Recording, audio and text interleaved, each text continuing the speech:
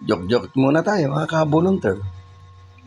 Nung nagsisermon yung pare, sabi ng pare, balita ko sa lugar na ito, halos lahat ng kalalakihan ay under Disaya. Sabi niya, mga kalalakihan, tumayo yung mga lumipat sa kabila, yung mga tunay na Andres Disaya. Naglipatan lahat. Mayroon na tirang isa. Sabi ng pare, ba, mukhang hindi yata totoo yung mga kwento-kwento rito. Palakpakan natin siya. Palakpakan naman sila. May tinanong ng pare yung lalaki, oh, tatay, totoo ba talaga na hindi ka Andres Disaya?